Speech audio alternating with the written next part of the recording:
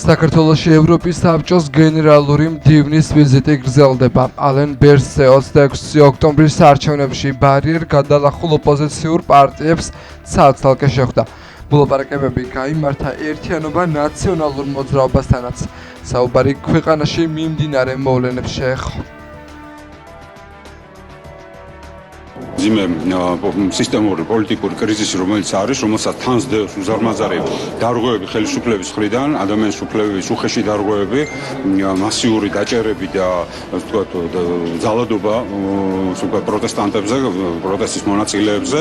ეს ამაზე საკმაოდ კარგად არიან ინფორმირებული თვითონ ევროსაბჭოს დელეგაციაც, იმიტომ რომ ისინი პრინციპში ევროსაბჭო თავისი არსი ძირითადად არის ადამიანის უფლებებისა და კანონის უზენაესობაზე ორიენტირებული საერთაშორისო ორგანიზაცია, რომელიც წევრის მონებრივია საქართველოს არის და ამას ძალიან კარგად აკვირდებიან, ხედავენ და თავის თქვათ მოსაზრებებს ამასთან დაკავშირებით ხვალ დღის ბოლოს უკვე ძალიან მკაფიოდ წარმოადგენენ. ჩვენ ასე ვთქვათ, ჩვენი მხრიდან გაუზიარებთ ის ვთქვათ ინფორმაცია და ის მოცემულობა, რაც ჩვენ გაგვაჩინა, რაც ჩვენ ხელთ არის. ის აქ არის არა ქართული ოცნების ლეგიტიმაციისთვის, მან ხაზგასმით თქვა.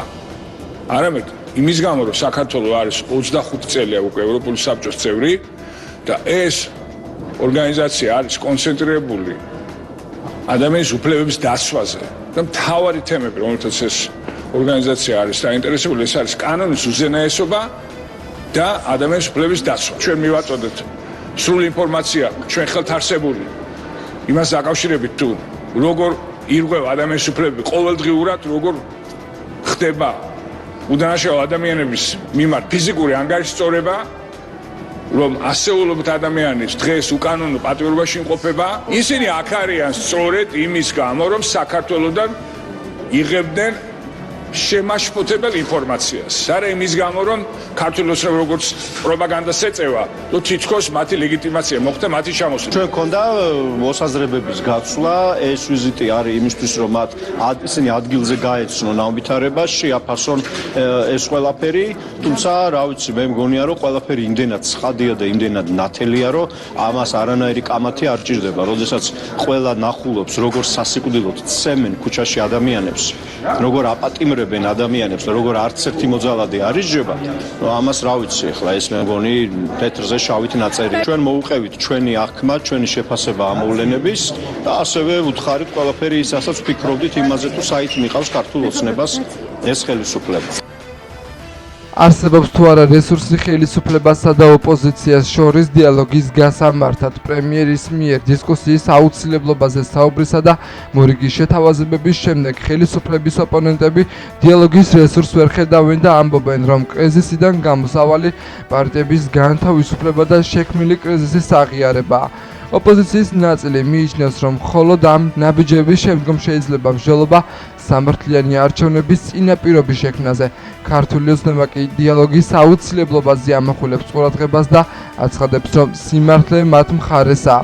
უმრავლესობის წევრების შეფასებით მეორე მხარეს არ აძლევენ საშუალებას, რომ მმართველ გუნდთან დებატებში შემოვიდნენ. პრემიერ-მინისტრმა უნდა თქვას, რაზე არის დიალოგი. თქვას და მე ვიფიქრებთ, იმიტომ რომ უპირველეს ყოვლისა ის მოთხოვნები, რომლებიც დაყენებული აქვს ქართულ საზოგადოებას და ქართულ ოპოზიციას უნდა შესრულდეს, რომ ამ პოლიტიკურ კრიზისს ჭირდება პოლიტიკური გამოსავალი.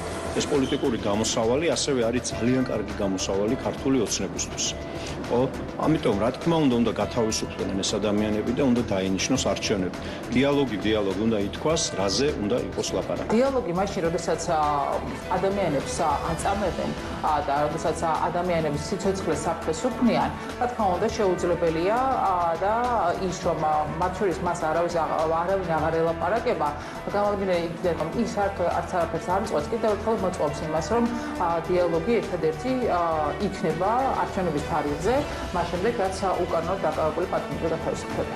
ამ მომენტში ერთადერთი რაც გამოხობს კრიზისს არის ამ სისტემის დემონტაჟი, პოლიტიკური პარტიების გათავისუფლება და ახალი არჩევნების დანიშნა, ეს არის ერთადერთი რეცეპტი გამარჯვების, რაც შეეხება დიალოგს ქვეყნის კურსის შეცვლაზე, ადამიანის უფლებების დარღვევაზე, უხეშ დარღვევაზე და დიქტატურის დამყარებაზე ვერ აწარმოებს უბრალოდ ფიზიკურად შეუძლებელია, ამიტომაც რა თქმა უნდა, რაც არის კრიზისის განმუხტავი, მათ შორის ქვეყნისთვის და საზოგადოებისთვის საჭიროა, ეს ამაზე რა თქმა უნდა არაერთხელ ხმულა ჩვენი მხრიდან. ყველა შემთხვევაში დიალოგი არის ერთ-ერთი გამოსავალი, სწორედ ამიტომაც ჩვენ მუდმივად მზათა ვართ დიალოგის მზად არის პრემიერ-მინისტრი, პარლამენტის თავმჯდომარე მზათა ვართ დიალოგისთვის პარლამენტის ფორმატში, საკრებულოების ფორმატში, მედია ფორმატში, რა ფორმატიც მასთვის მისაღები იქნება, ეს იქნება პოლიტიკური ძალები, სამოქალაქო სექტორის წარმომადგენლები, ჩვენ ბუნებრივია მზად ვართ, მაგრამ თქვენ კარგად გახსოვთ საზოგადოებრივ მოწყობილობაში დანიშნული კონკრეტული დღე, კონკრეტული საათი, კონკრეტული ფორმატი, რომელიც სწორედ ოპოზიციის ცდილობის გამოჩაიშალა, ერთადერთი მიზეზია დიალოგზე არ მოსვლას და ჩვენთან არსაობას, რადგან მათ ყველაზე კარგად იციან, რომ სიმართლე არის ჩვენს მხარეს და არა მათ მხარეს,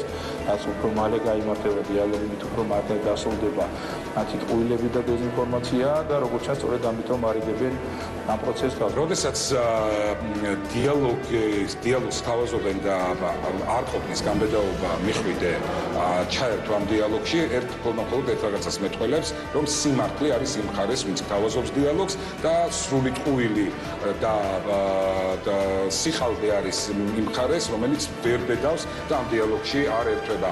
ეს არის ფაქტი. ეს აქვს საშუალება არ ვიცი, ახალგაზრდებს, ცნობილ პირებს, ადამიანებს, რომელიც საჯაროდ გამოთქვამდნენ სურვილს, რომ იცი, აი თავრობა მაგალითად ხალხს არ ესაუბრება. თავრობა პირდაპირ აცხადებს შემოთავაზებას და სურვილს. მობრძანდით ვისაუბროთ. ნახოთ, ვინ გამოიყენებს, ვინ ისარგებლებს, ვის ეყოფა გამბედაობა, ვინ არ დაემორჩილება ბულინგს. ევროკავშირის ლიდერების შეხვედრაზე განხილვის ერთ-ერთი მთავარი საკითხი უკრაინის ომი იქნება. 27 ქვეყნის ლიდერები ბრიუსელში შეიკრიბნენ. სამიტი უკრაინის საკითხის განხილვით დაიწყო. ამის ესწრება უკრაინის პრეზიდენტი ვოლოდიმირ ზელენსკის, რომელიც ევროკავშირის ლიდერებისგან კიევის მხარდაჭერის გაზრდას და რუსეთის წინააღმდეგ უფრო მკაცრი სანქციების დაწესებას მოითხოვს. ზელენსკი სამიტის დაწყებამდე განაცხადა, რომ ვიზიტის დროს დღის წესრიგში იქნება უკრაინის ენერგეტიკული სექტორის დაცვა, უკრაინის იარაღის წარმოების ზრდა და განათლების სისტემის სასწრაფო დახმარება.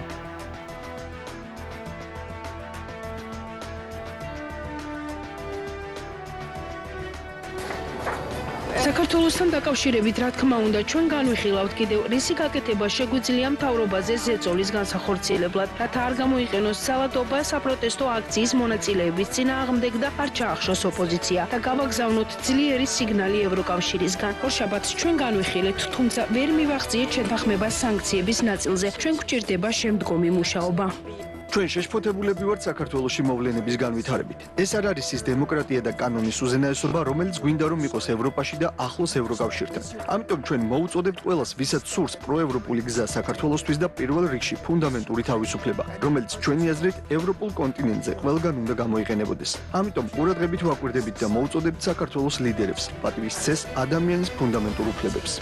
მნიშვნელოვანია რომ გავაგრძელოთ საქართველოს მხარდაჭერა და საქართველოში პროევროპელების მხარდაჭერა და არ შევქმნათ სურათი რომ ჩვენ ზურგს ვაქცევთ საქართველოს. მნიშვნელოვანია რომ შევინარჩუნოთ ურთიერთობები. ჩვენ ვხედავთ რა ხდება პოლიტიკურად, თუმცა ასევე ვხედავთ გავლენებს, რომლებიც მოქმედებს საქართველოში. ასე რომ მნიშვნელოვანია რომ ჩვენ გავაგრძელოთ ჩვენი მხარდაჭერა და შევინარჩუნოთ ურთიერთობა. თქვენ ნახეთ ჩვენ მიერ მიღებული რეზოლუცია არჩევნებთან დაკავშირებით იმ შეშფოთებაზე, რომელიც გვაქვს შედეგებთან დაკავშირებით და იმაზე როგორ ჩატარდა არჩევნები. ქართველების მიმართ ჩვენი მიმართვა არის არ მიატოვონ ევროპული გზა. მე წლებია მოვდივარ ევროკავშირის საბჭოში და არის ერთი რაღაც, რაც დომინირებს ყველა საბჭოზე. ჩვენ გავეცით დაპირება იმ ხალხის მიმართ, ვინც ევროპას საკუთარ სახლად უყურებს, რომ ჩვენ არ დავუხურავთ კარს ამ ხალხს. ეს მოიცავს საქართველოს მოსახლეობას, ვინც დღეს კვლავ ქუჩაშია ევროკავშირის დროშებით. ჩვენ მათ არ მივატოვებთ. ბევრჯერ მithქვამს, რომ მე მთელი გულით საქართველოს მეგობარი ვარ. თუმცა რასაც ახლა ვხედავ, ნამდვილად იმით გასწრებას იწვევს. დიახ, ჩვენ შეგვიძლია განვიხილოთ არჩევნების შედეგები. სავარაუდოდ ჩვენ ვიპოვით ადამიანებს, რომლებიც იტყვიან, რომ ეს იყო ყალბი არჩევნები და რომ ისინი არ აღიარებენ შედეგებს. და იქნება სხვა ნაწილიც, რომელიც საპირისპიროს იტყვის. თუმცა ჩემთვის ყველაზე დიდი იმით გასწრებას იწვევს მთავრობის განცხადება, რომ ისინი შორდებიან ევროპულ გზას. მიუხედავად იმისა, რომ ქართველი ხალხის 80% მტკიცედ უჭერს მხარს ევროპულ ოცნებას. ასე რომ ქართულმა ოცნებამ არ უნდა წაართვას ქვეყნის უმრავლესობას ევროპული ოცნება. ევროკავშირის ლიდერების შეხვედრაზე განხილვის ერთ-ერთი მთავარი საკითხი უკრაინის ომია. სამიტი სწორედ უკრაინის საკითხის განხილვით დაიწყო. სამიტს ესწრება უკრაინის პრეზიდენტიც, რომელიც ევროკავშირის ლიდერებისგან კიევის მხარდაჭერის გაზრდას და რუსეთის წინააღმდეგ უფრო მკაცრი სანქციების დაწესებას მოითხოვს. ვოლოდიმირ ზელენსკიმ სამიტის დაწყებამდე განაცხადა, რომ ვიზიტის დროს დღის წესრიგში იქნება უკრაინის ენერგეტიკული სექტორის დაცვა, უკრაინის იარაღის წარმოების და განათლების სისტემის სასწრაფო დახმარება.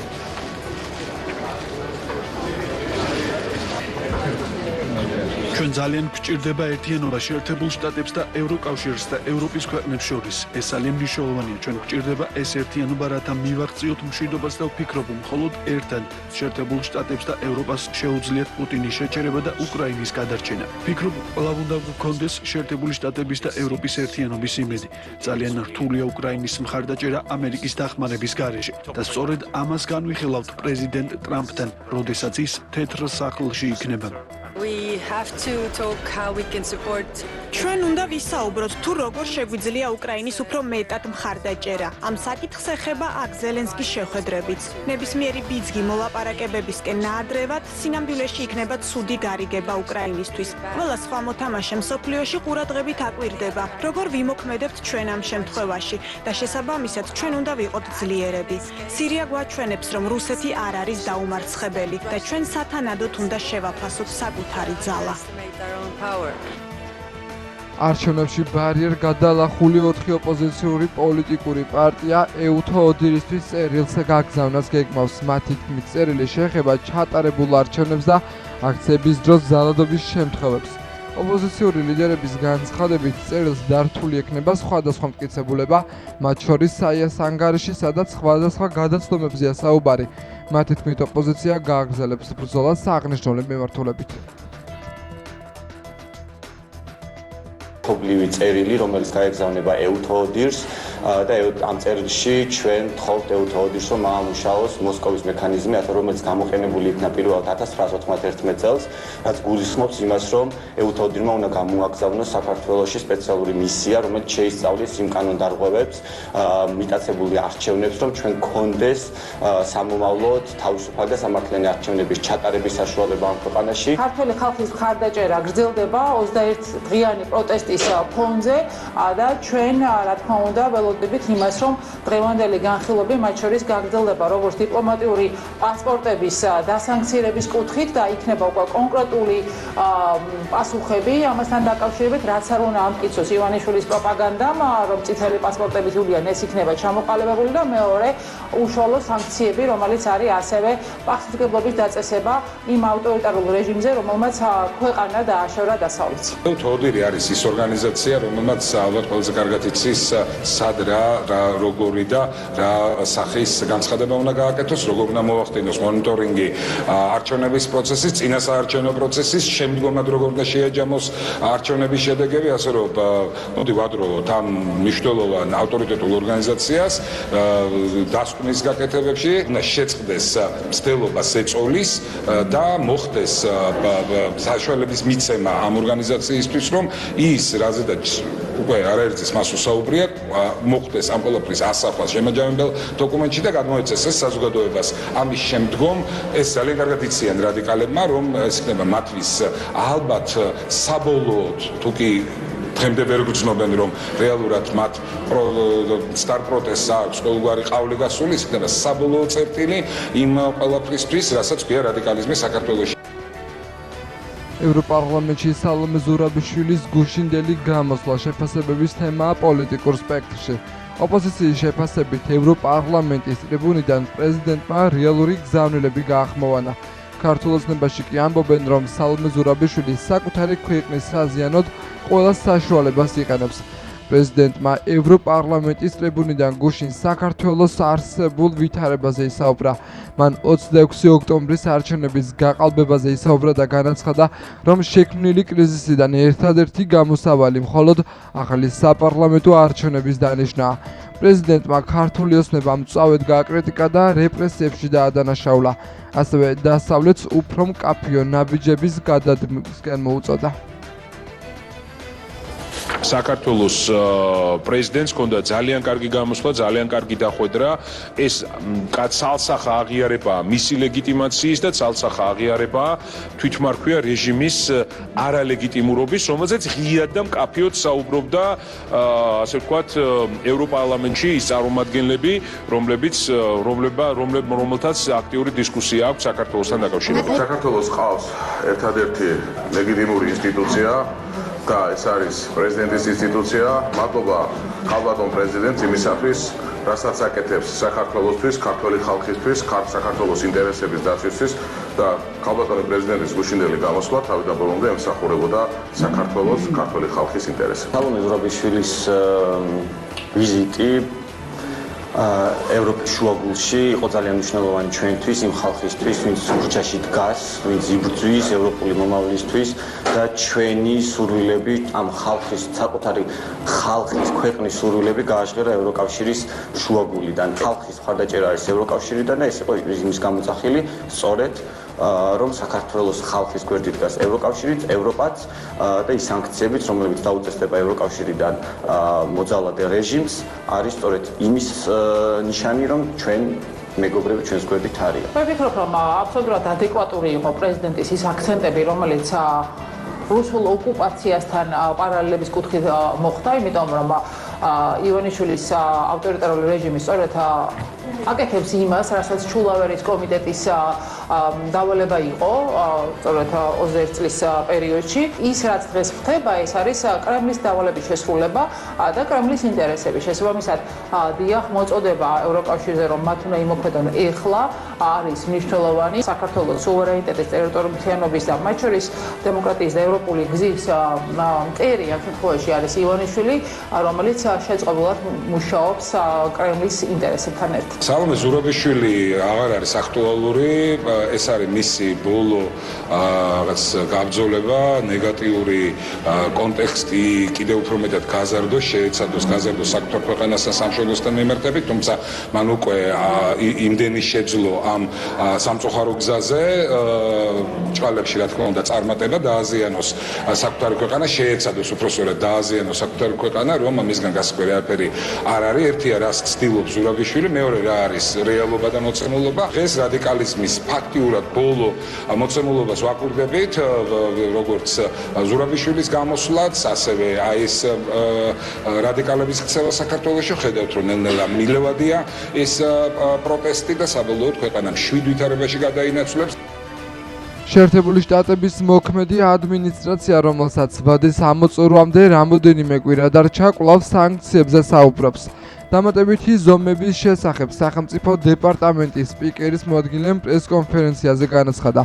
მმართველი გუნდი მიიჩნევს, რომ მსგავსი შინაარსის განცხადება საქართველოსთან მიმართებით უსამართლოა და იმედოვნებენ, რომ დღევანდელი რთული გეოპოლიტიკური ვითარების მოგვარებაში დიდ როლს შეერთებული შტატების ახალი ადმინისტრაცია შეასრულებს. ჩვენ მხარს უჭერთ ქართულ ხალხს ევროატლანტიკურ მისწრაფებებში, როგორც სახელმწიფო მდივანმა ენტონი ბლინკენმა ადრე განაცხადა, ვამზადებთ დამატებით ზომებს, მათ შორის სანქციებს, რათა პასუხისმგებლობა დავაკისროთ მათ, ვინც ჩვენი აზრით საქართველოში დემოკრატიას ძირს უთხრის. სოფლიოში მიდის გარდატეხის პროცესი. თუ კი ახალი ადმინისტრაცია მოახერხებს და აი ამ ვითარებას სწრაფად დაალაგებს, რასაკვირველია ეშვება იქნება განსაკუთრებით პატარა ქვეყნებისათვის. გარკვეულ პოლიტიკურ ძალებს, მათ შორის ევროპაშიც, აწყობთ ხელისუფლებაში იყვნენ ადამიანები, ვინც ყველაფერზე წამკვლელები არიან. განცხადება, რომელიც ჩვენ მოვისმინეთ, არის რასაკვირველია უსამართლო საქართველოს მიმართ და ჩვენ იმედი გვაქვს, რომ ეს არ მოხდება, ჩვენ იმედი გვაქვს, რომ მოახლოეს პერიოდში მოხდება ეს პოლიტიკის ძირეული შეცვლა. არა მარტო რეგიონში, არამედ მთელ სოფლიოში და ეს არის ჩვენი და არა მარტო ჩვენი კაცობრიობის გადარჩენის გზა. საქართველოში მიმდინარე მოვლენებს მაკეინის ინსტიტუტის მისია განცხადებით ეხმაურება. შეფასებაში ვკითხულობთ. სასწაულია, რომ ჯერ კიდევ არავინ მოუკლავთ, მაგრამ ეს რისკი გაიზრდება თუ წამება გაგრძელდება მთავრობის ბანდიტების ხელით სიკვდილით მოხდება პოლიტიკური გარემო კიდევ უფრო არასტაბილური გახდება. ჩვენ ბევრი მოსაუბრისგან მოვისმინეთ, რომ 26 ოქტომბრის არჩევნების წინ ქართულმა ოცნებამ ჩატარა მასშტაბური კამპანია, რომელიც მოიცავდა მუქარას დაშინებას და ამომრჩეველთა მოსყიდვას. სამოქალაქო ორგანიზაციებზე რეიდებს, სახელმწიფო რესურსების ბოროტად გამოყენებას და პირადობის მოწმობების ჩამორთმევას. დეზინფორმაციის ექსპერტებმა აღწერეს, როგორ ავრცელებდა ქართული ოცნება კრემლის კვალ და კვალ ნარატივებს და ცდილობდნენ ამომრჩევლების დაშინებას ომის საფრთხით, თუ ისინი ოპოზიციას მისცემდნენ ხმას. საარჩევნო დამკვირვებლებმა დელეგაციას წარუდგინეს თავიანთი მიგნებები და არჩევნების დღის დოკუმენტაცია, სადაც აღწერილია სერიოზული დარღვევები, მათ შორის ხმის მრავალჯერადად მიცემა, ბიულეტენების ჩაყრა, ხმის მიცემის ფარულობის დარღვევა, დაშინება და სტატისტიკური შეცდომები. დელეგაციამ ის ანგარიში გააცნო საარჩევნო კომისიის ხელმძღვანელებს, თუმცა დამაჯერებელი პასუხები ვერ მოისმინა. მისია შეაშფოთებულია მშვიდობიანი მოქალაქეების წინააღმდეგ ოფიციალური ძალადობის მასშტაბით და სიმძიმით.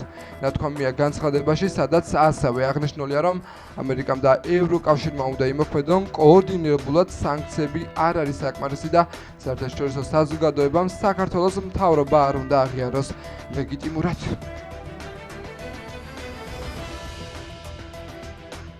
მწვავე შეფასებებს ჩვენ უნდა მივეჩვიოთ, იმიტომ რომ ჩვენ გვყავს არალეგიტიმური მთავრობა, რომელიც არალეგიტიმური და უკანონო ქმედებებით ფაქტიურად მძევლად აყავს ყოველდღიურად ჩვენი მოქალაქეები და დღეს ქვეყანაში გვაქვს მოცემულობა, რომელშიც 400-ზე მეტი პოლიტპატიმარი ყავს და არაკანონიერად დაკავებული.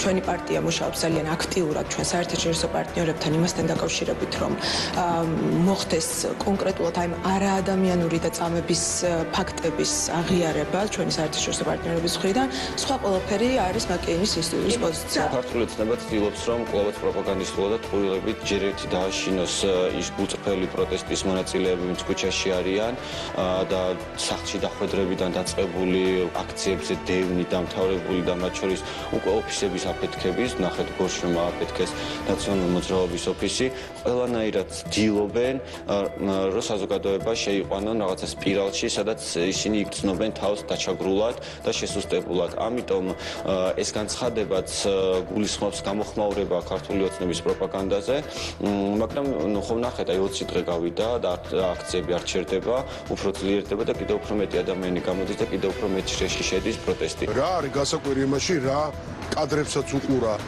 თელმა მსოფლიომ და რაც ჩვენ ნახეთ, თუნდაც რამდენიმე მაგალითი ავიღოთ, დაგდებულ ადამიანებს როგორც სცემდნენ, რასისტასასტიკით უსწორდებოდნენ, რა უქნეს გურამ როგავას ან სხვებს, თავდასხმა TV პირველი ჟურნალისტებზე და ასე შემდეგ, ხო, უამრავი ადამიანი სიკვდილს გადაურჩა საოცრებით და ამის აღნიშვნა რას ნიშნავს? ძალიან ამორალურია ამაზე საუბარო, ამით ვინმე სხვა რამის თქმა უნდა, ხო, ეს არის სწორედ რაღაც ესეთი პრორუსული და ავტოკრატული პროპაგანდის მაგალითი, თუ სხვანაირად უნდა მოინახოს, ეს მე სხვანაირად ნამდვილად არ გამიგია ის, რაც მოვისმინე, რომ გაკვირვებაა მართლაც, რომ ასეთი სისასტიკის პირობებში ადამიანები გადაურჩნენ ფატალურ შედეგს. როცა სხვადასხვა მხრიდან მოდის ინფორმაციები და ლოგიკა, რომელიც ლოგიკაც ადამიანურობის ჩარჩოებში არ ჩდება და ის ინფორმაციები, რომელიც მათ შორის ფარული თუ ღია ჩანაწერების სახით გავრცელდა, იმასვე ადასტურებს, რასთანაც ამ შემთხვევაში გვაქვს საქმე.